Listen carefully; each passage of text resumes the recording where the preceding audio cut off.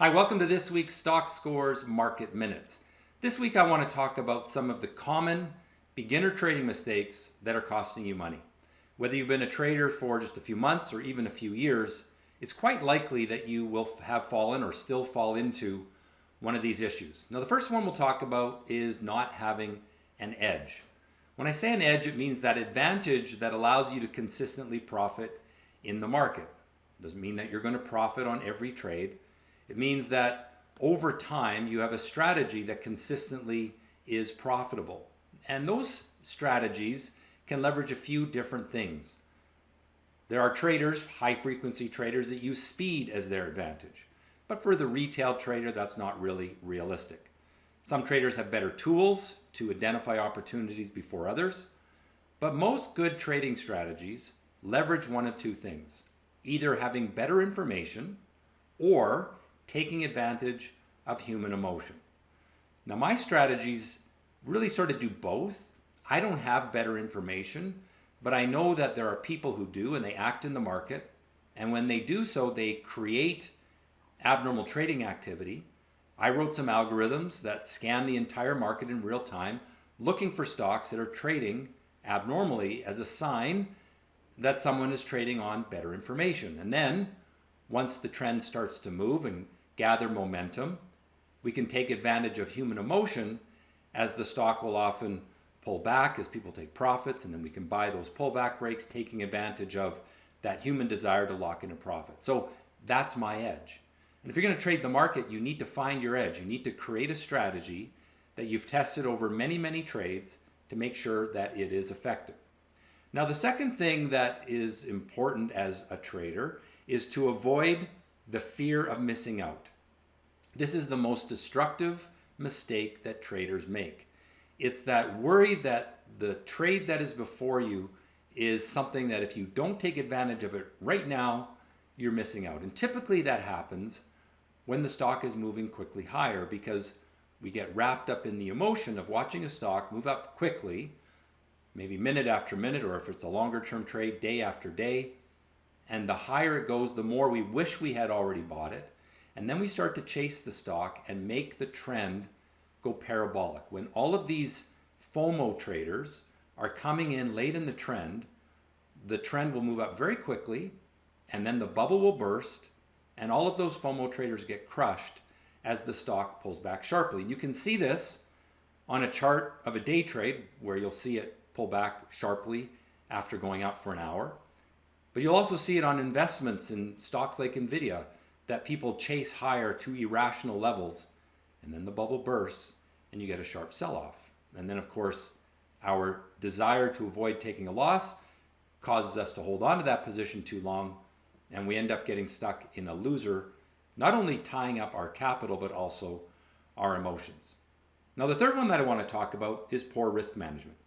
At the end of this video, I'm going to walk you through the trade of the week, and I will show you how the risk management that I use works. But the idea is very simple. You need to not only have an exit door for where to take a loss, to plan that loss, but then use that to define your position size so you don't take more risk than you can tolerate. We all have a risk tolerance amount, something that doesn't matter.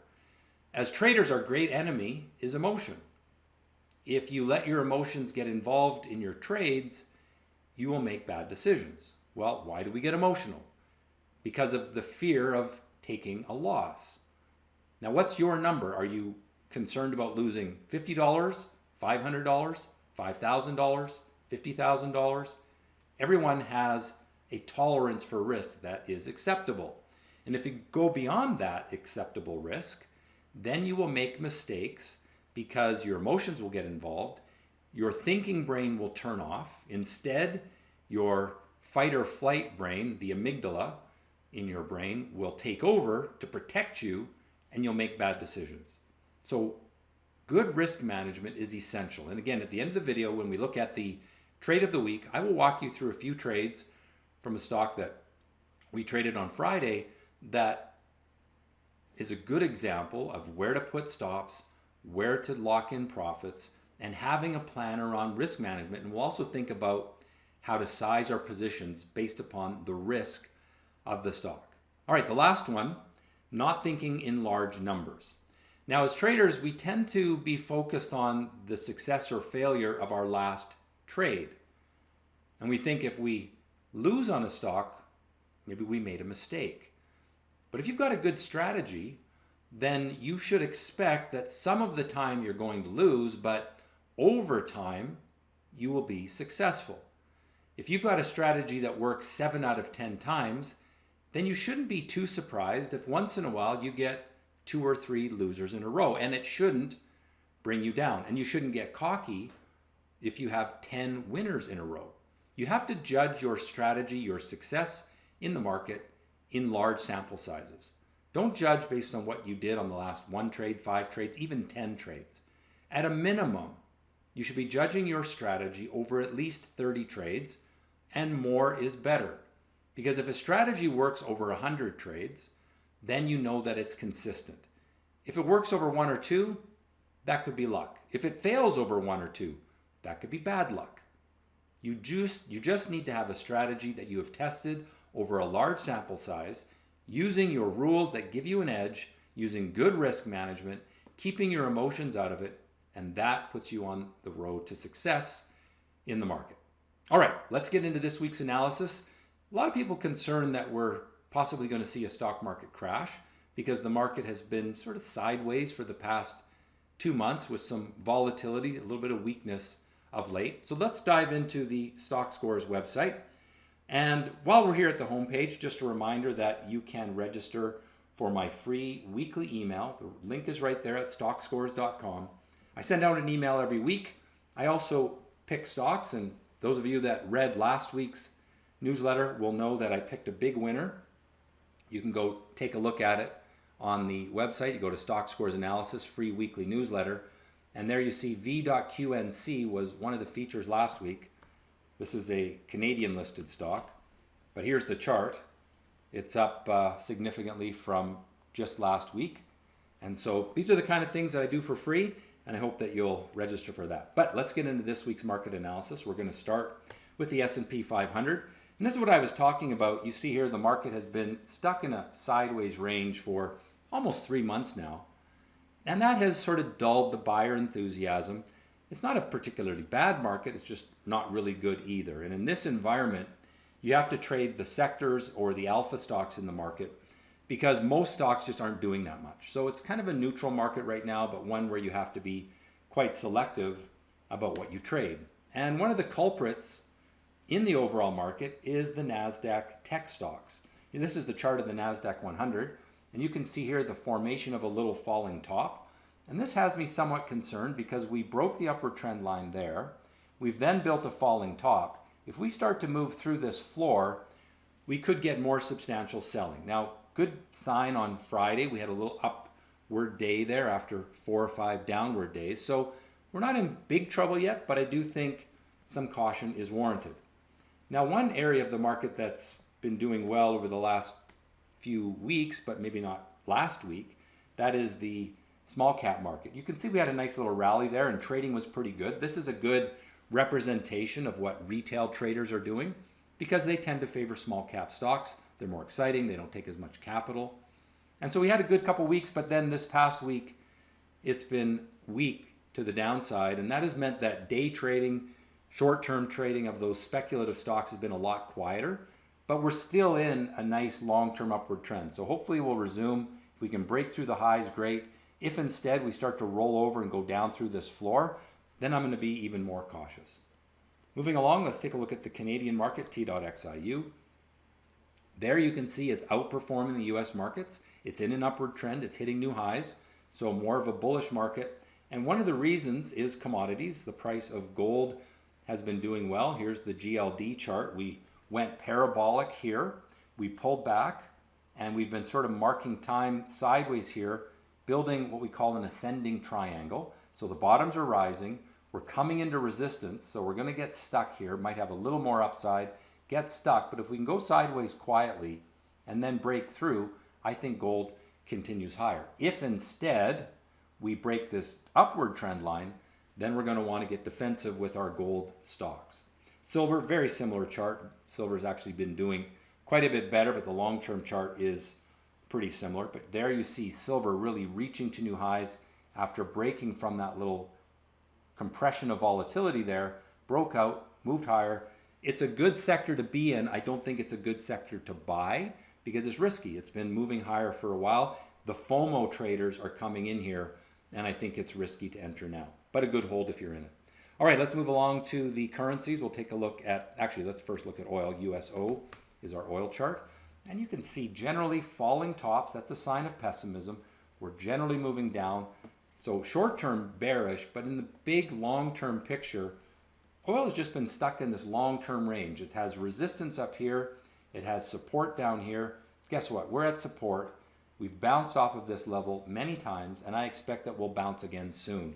So we might see the oil market start to improve, but it hasn't happened yet. So still maintain a fair degree of caution. All right, now let's take a look at the currencies. US dollar slipping over the last couple of weeks, but starting to break that, and we may see the US dollar try to regain some of that strength that it had in the fall. Bitcoin has been a bit of a dog lately. You can see there, falling tops. We broke support. I've been bearish on this for a little while, not because I don't like it. I don't have an opinion on it really, except what the market thinks of it. And the market's not too happy these days. You can see those falling tops now coming into this support zone. If we break this, we probably continue lower. If we look at that long-term 3-year chart, the long-term upward trend line was broken. And so I think you'd want to be pretty careful. We are coming into some area of support, so maybe we'll get a bounce. It's been trying, but I think you should be pretty careful with Bitcoin. Finally, let's take a look at the bond market, which tells us a little bit about the market's expectations for interest rates. And we can see that that's been sliding lower the last little while. And so kind of bearish in the short term, medium, long term, still sort of neutral. So my ratings then, neutral on both time frames for the US large cap and NASDAQ. Small caps, a little better long-term bullish, but short-term neutral. Canadian stocks bullish on both time frames. Gold, bullish in the short term, long-term neutral. Oil, you can see bearish, neutral. And US dollar the same. Bitcoin neutral on both time frames. I'd almost say more bearish in the short term. And then bonds, short term bearish and long term neutral. All right, now we're going to look at the trade of the week. And this is a great example of some of the concepts that we talked about at the top of the video. First of all, having an edge. The reason I was focused on this stock on Friday is because it's abnormal. It's trading abnormal volume, strong liquidity. That tells me that someone had better information, was excited about the stock. The buyers were coming in. Maybe there was some news catalyst. I don't bother reading news because I don't know enough to understand what the news means. But I know that the people who do are going to act in the market and they're going to leave me a trail to follow. What I look for are that abnormal behavior and then breaks of pullbacks, abnormal price breaks, abnormal volume. And when we dive into the chart, we can see some of that. So first thing that you should notice, first of all, this is a 1-minute chart for Friday only. And you can see the volume was a lot higher on Friday than it was the previous day. So we know that the stock is in play. The abnormal activity starts here, but I don't want to chase this. This is the FOMO traders buying that strength. I want to wait for human emotion to be taken advantage of. You get the pullback, people taking profits, and then I want to see where the pullbacks are broken. So that was entry point number 1. Now the white line here is our entry point, and the yellow line represents the risk. So this is the risk of the trade. So the difference between those two prices is the risk per share. It was roughly, I don't know, 3 or 4 cents. So that meant that if you buy 10,000 shares, your risk is $300, $400. I don't know the exact price. It's something like that, maybe even a little more, 5 cents. All right. So you determine the number of shares you buy by the risk of the trade. You know where your stop loss should be. We always go with support, the inflection point before the entry point. So the entry point's at the white line and the inflection point is at the red line. So that's going to define our risk. We then use those lines to help us determine our exit points. So I teach in the courses that I do, the Active Live or Active Trader course at Stockscores.com. We'll teach you how to use these lines. We have different methods, but ultimately there was 2 potential sell points, either here on the aggressive break of the first upward trend line or on the more substantial breakdown from a falling top over here. Now at this point, you're up about 5.5 times risk. So if you risk $300, then you made 5.5 times that amount, or $1,650. If you exited on this one, that was a profit of about 3 times risk. So 3 times $300 is about a $900 profit. Now, just because you sell a stock and take your money off the table doesn't mean that you have to dislike that stock going forward. There was another good entry point when this downward trend line was broken with what we call an action candle with support down in here, and you can see that it ultimately had a good little run to the upside. That was a bit choppy. It's actually quite likely that you would have been taken out right there if you bumped that stop up because it just was on the cusp. But the point is, I go into this trade with a strategy that I have tested thousands of times. Literally, I have spreadsheets where I test strategies many, many times. We have a set of rules. We've tested them. That gives us our edge. We're taking advantage of new information coming into the market and human emotion. We've got responsible risk management. We're not letting FOMO come into the equation. We're not chasing parabolic trends higher. We're waiting to buy on weakness or buy breaks from low volatility because I've tested enough to know that that's what works. So I hope you've enjoyed this video. If so, do me a favor, click the like button, subscribe to the channel. I hope everyone has a happy holidays, and as always, trade well.